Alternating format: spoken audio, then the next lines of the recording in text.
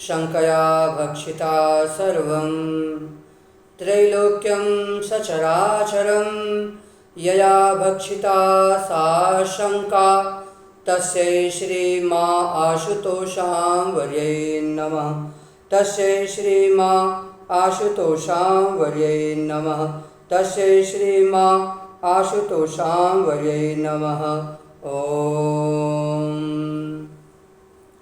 समग्र त्रैलोक्य के चराचर को शंका रूपी, अज्ञान अंधकार रूपी दानवता ने जिसको ढक रखा है, जिस माँ भगवती की महती अनुकंपा एवं कृपा द्वारा इस अज्ञान अंधकार का मूलोच्छेदन होता है, ऐसी भगवती माँ आशुतोषांबरी के पावन चरणों में मेरा कोटशः प्रणाम, कोटशः प्रणाम, कोटशः प्रणाम। मैं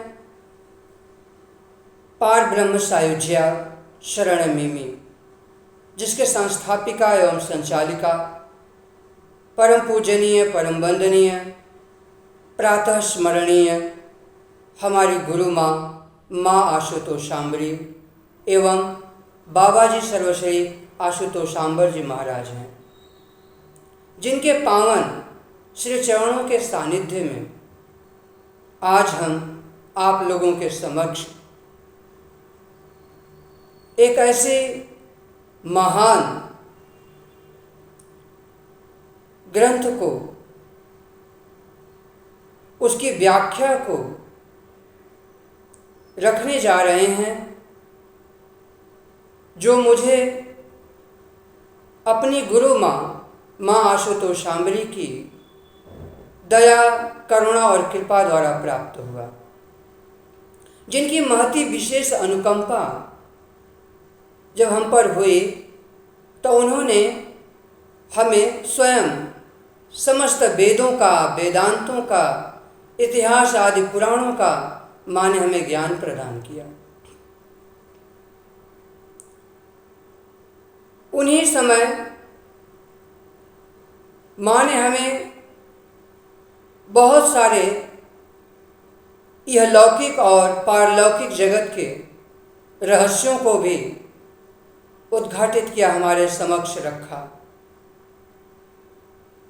माँ ने हमें उस सत्य का दर्शन कराया, प्रत्यक्ष अनुभूति कराई और तदोपरांत उस सत्य को आत्मसात कैसे किया जाता है, वहाँ तक हमें माँ लेकर चली और हमें उस अद्वितीय अपारलौकिक परमेश्वर के साम्राज्य को हम समस्त शिष्य और शिष्याओं को प्रदान किया।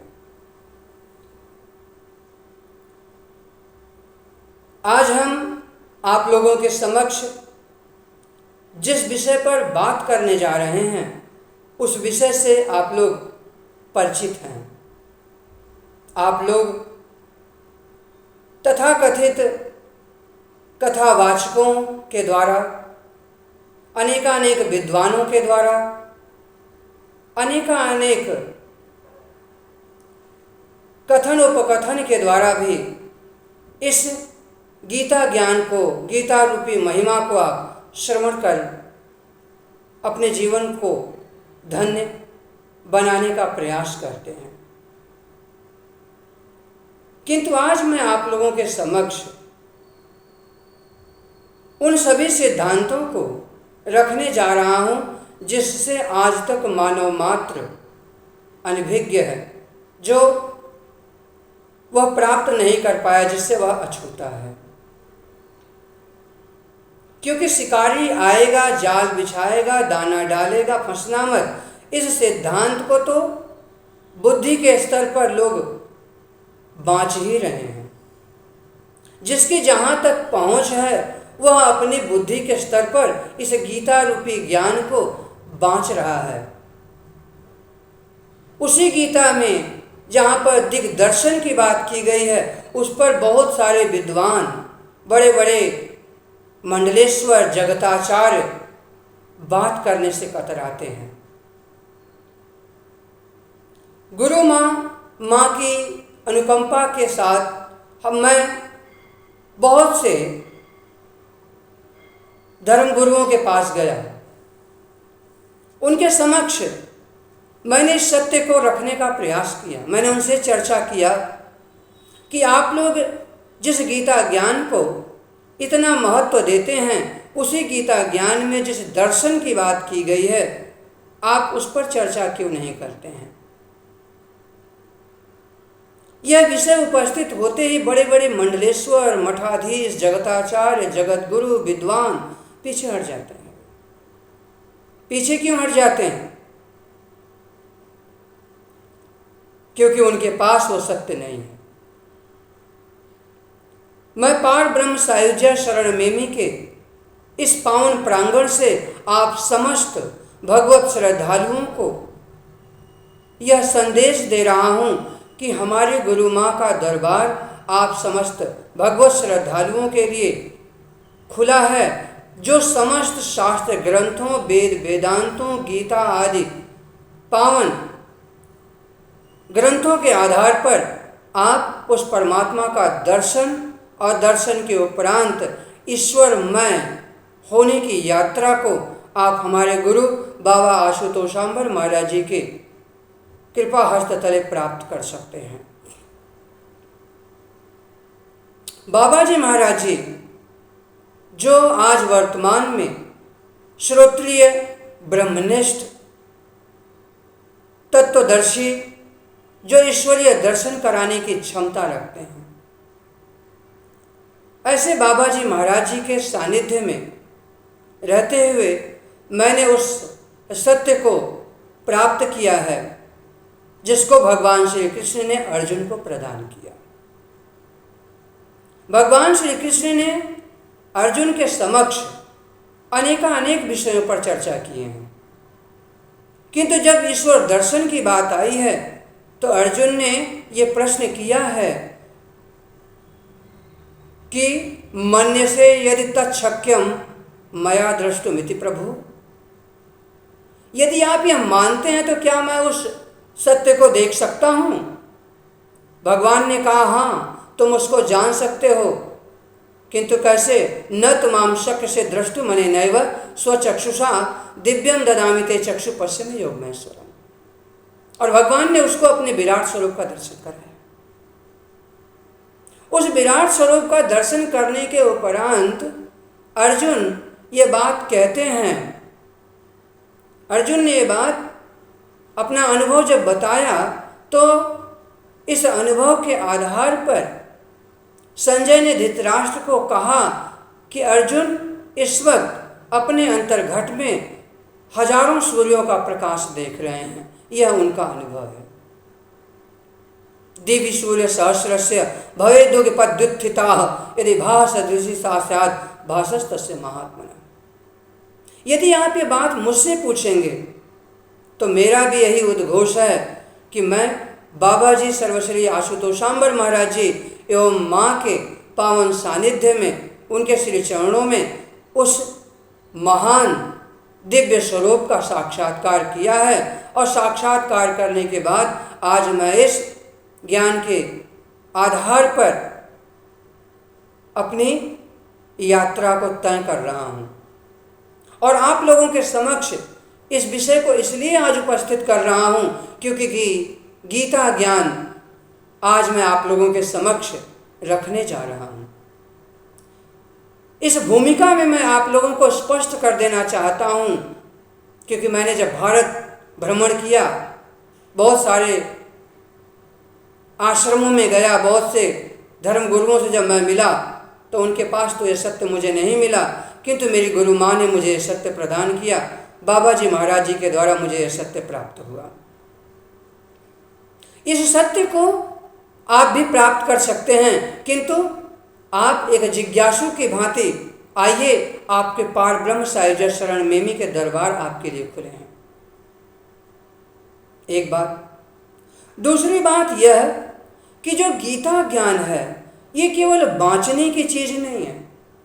हम गीता का पाठ करें, अच्छी बात है, गीता का पाठ होना चाहिए। इससे संस्कार जागृत होते हैं, संस्कारों पर धूली नहीं जमती, संस्कार जागृत रहते हैं। चेतना हमेशा ऊर्ध्व की तो ओर बनी रहती है, मन में सुचिंतन बने रहते हैं। इसलिए गीता ज्ञान को बांचना चाहिए, पाठ करना चाहिए, प्रतिदिन एक श्लोक तो पढ़ना ही चाहिए और उसको दिन भर मनन और चिंतन भी करना चाहिए। किंतु केवल यहीं तक अगर हम अटक जाएंगे तो गड़बड़ हो जाएगी। गड़बड़ क्या हो जाएगी? अर्जुन अटके नहीं। भगवान ने अर्जुन के समक्ष अनेकानेक जब सिद्धांतों के द्वारा उनको समझाया तो अर्जुन किसी एक जगह पर फंसे नहीं, रुके नहीं। उन्होंने उस सत्य की कसौटी पर कसते हुए उन्होंने कहा कि मैं जानना चाहता हूं, और भगवान ने उन्हें जनाया। अब बारी आपकी है। मेरा नैतिक कर्तव्य केवल इतना है कि मैं आपको उस सत्य का संदेश दे दूं। आप इस सत्य के संदेश को प्राप्त करें और प्राप्त करने के उपरांत आप आगे बढ़ें, रुके नहीं। क्योंकि जो रुक जाता है, जो अटक जाता है, वह उस जल की तरह होता है जैसे कोई जल नदी के रास्ते को भूलकर किसी तालाब, झील या बावड़ी का रूप लेता है तो एक दिन वह जल काई से, शैवाल आदि से, धूल मिट्टी आदि से अपने अस्तित्व को समाप्त कर लेता है, खत्म हो जाता है। ऐसा ना हो कि हमारा यह दुर्लभ जीवन जो हमें मिला है, हम इसको भी इसी तरीके से समाप्त कर लें। इसलिए इस गीता ज्ञान को आज हम श्रवण करने जा रहे हैं। इसमें श्रीमद् भगवद गीता के महात्म्य में महर्षि वेदव्यास जी ने एक बहुत ही सुंदर बात लिखी है। उन्होंने कहा, सर्वोपनिषदो गावो दुग्धा गोपाल नंदन। सारे जो उपनिषद हैं वो गाय की मानिंद हैं। गाय, क्योंकि जो गाय होती है ना, वह दूध कब देती है? जब वह अपने बछड़े को अपने समीप पाती है तो पिन्हा जाती है। पार्थो वत्सः, और आगे उन्होंने कहा सुधीर भोक्ता, और विद्वान इसका भोक्ता होता है, पान करने वाला होता है।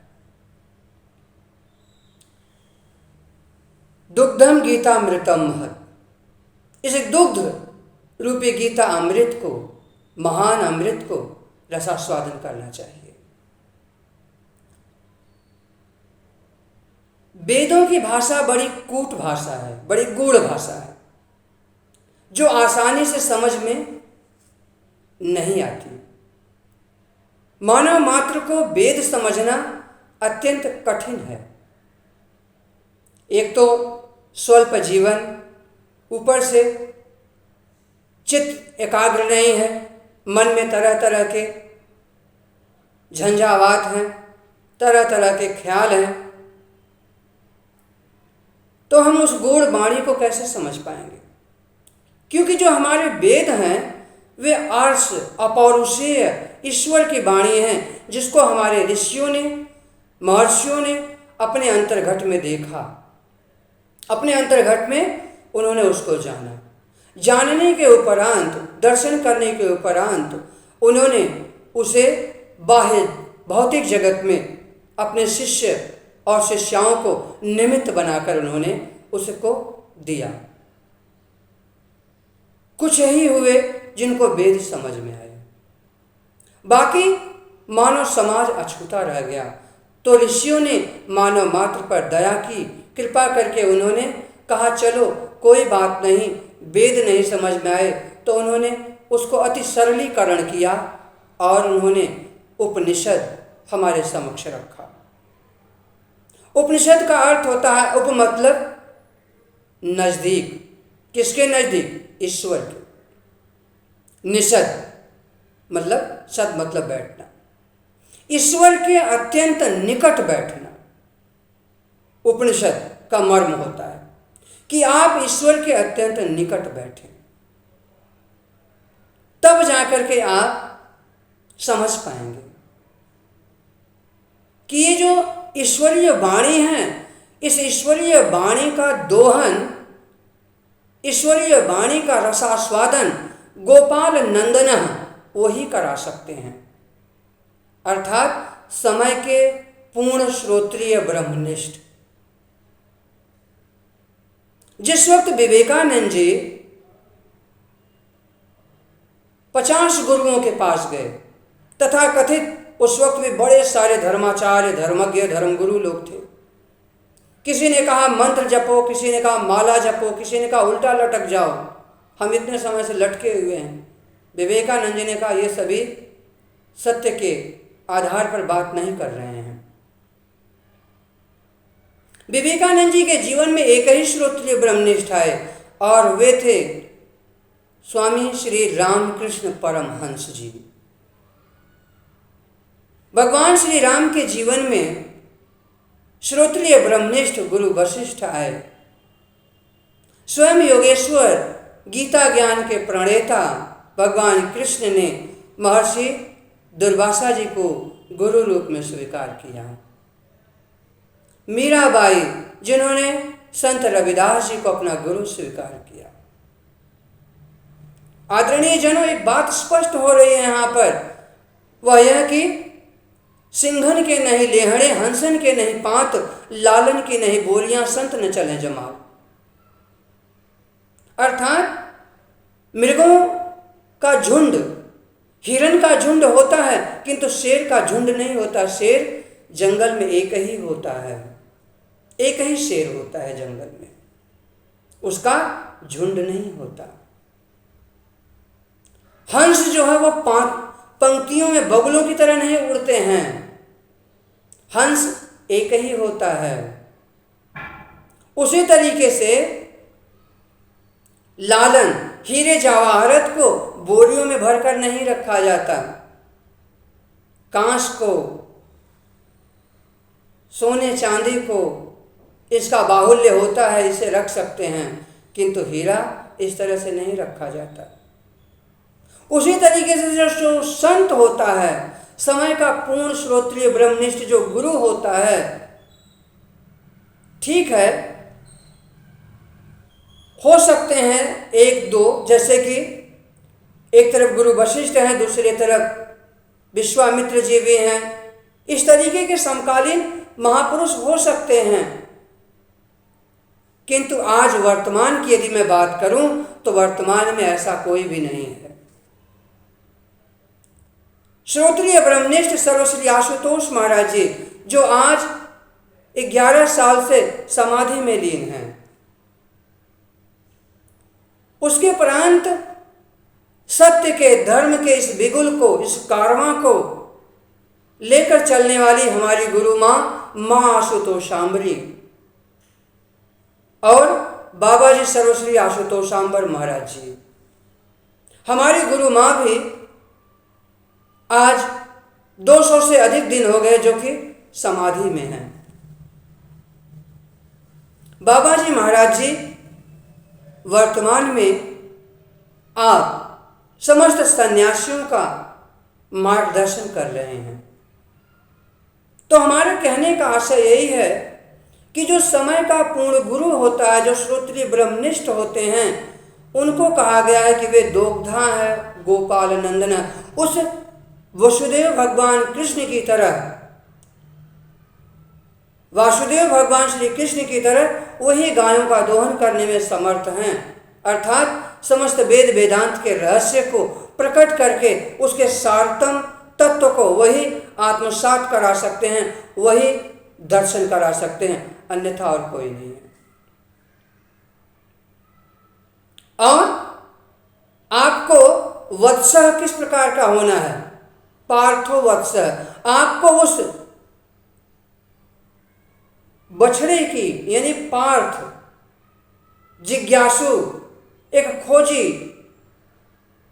उसकी भांति आपको ऐसे गुरु का सानिध्य प्राप्त करना चाहिए। तब जाकर के समय के पूर्ण श्रोत्रिय ब्रह्मनिष्ठ जो गुरु हैं वह आपके लिए उस मर्म को अर्थात उन गांवों का आपके लिए दोहन करेंगे, क्योंकि उनके पास तो आनंद है ही। भगवान कृष्ण ने गीता ज्ञान हमारे लिए प्रवाहित किया, आप सबके लिए प्रवाहित किया, अर्जुन के लिए प्रवाहित किया। उनके पास तो था, वो आनंद तो था। यदि प्रभु का आनंद है तभी तो प्रभु ने वो आनंद प्रदान किया। बाबा जी सर्वश्री आशुतोष सांबर महाराज जी के पास उनका अपना आनंद है, तभी तो हमें वो आनंद देने में सक्षम है।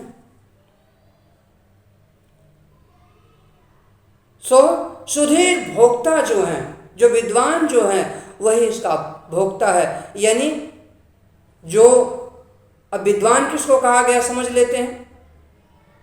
यहाँ पर विद्वान को भी अलग अलग तरीके से लोग परिभाषित करते हैं। विद्वान वह होता है जो उस विद्या को जानता है। इस संसार में दो विद्याएं हैं, एक परा विद्या है और एक अपरा विद्या है। दो विद्याएं हैं।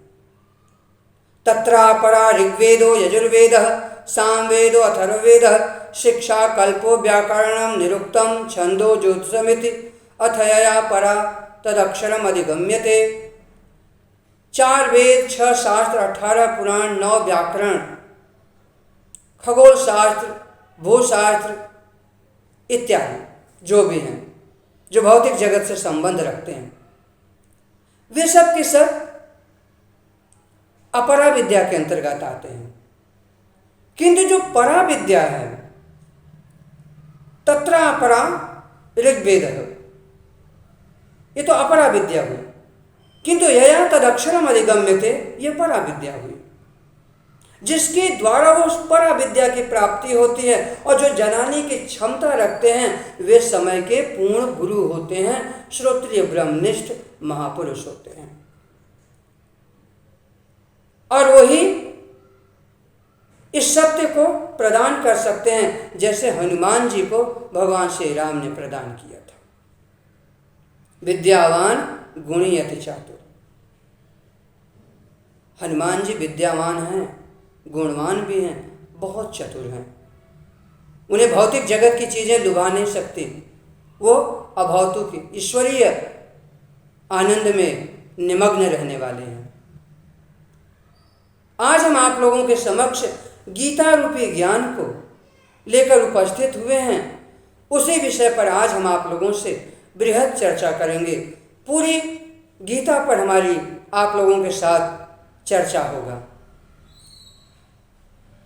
और इसका एक बात और हम कह दें, हमारी और आप लोगों के साथ जो चर्चा होगी ये ज्ञानम विज्ञान सहितम के आधार पर होगी, क्योंकि जो है वो प्रयोगात्मक रूप में है, शब्दों में नहीं है। मैं आप लोगों के समक्ष शब्दातीत विषय को रखने आया हूं, जो शब्द में नहीं है, शब्दातीत है जो। और जो शब्दातीत है, उस शब्दातीत को आप शब्दों के द्वारा कैसे जान सकते हैं। यदा पंचावतिष्ठन्ते ज्ञानानि मनसा सह बुद्धिश्चन विचेष्टते तामाहु परमांगतिम। जब पांचों ज्ञान इंद्रियां, कर्म इंद्रियां, मन, बुद्धि, चित्त, अहंकार, ये सब के सब जब ठहर जाता है, उसके पश्चात आत्मिक साम्राज्य की शुरुआत बताई गई है, आरंभ बताया गया है। गोस्वामी तुलसीदास जी कहते हैं कि गो गोचर जह लग मन जाई, सो सब माया जाने भाई। जहाँ तक आपकी इंद्रियों की पहुँच है, जहाँ तक आपकी बुद्धि कुचाले मार रही है, जहाँ तक आप सोच पा रहे हैं, वह सब तो माया है, अज्ञान अंधकार है। फिर यदि आप इस महान ग्रंथ पर यदि आप विवेचना दे रहे हैं, तो आपके विवेचना का आधार क्या है? यही चीज है। तथाकथित विद्वानों में और मुझ में यह अंतर होगा। कि तथाकथित विद्वान आपके समक्ष शब्दों की दुनिया को परोसेंगे और शब्दों की दुनिया के द्वारा बड़ी बड़ी व्याख्याएं देंगे। व्याख्याएं हमें भी आती हैं, किंतु हमारा उद्देश्य आपको व्याख्या देना नहीं, बल्कि आपको सत्य देना है। हम आपको सत्य के निकट, यानी हम उस सत्य से आप लोगों का परिचय कराना चाहते हैं। इसलिए अति विलंब न करते हुए हम अपनी गुरु माँ आशुतोषांबरी को एवं बाबा जी महाराज जी को स्मरण करते हुए, उनके श्री चरणों का ध्यान करते हुए आज से हम गीता ज्ञान के तरफ चलेंगे। और इसी के साथ ही आइए अब हम लोग गीता ज्ञान की तरफ बढ़ते हैं। बोली माँ आशुतोषांबरी जी की जय, सर्वश्री आशुतोष भगवान की जय, सद्गुरुदेव भगवान की जय, सच्चे दरबार की जय। ओम।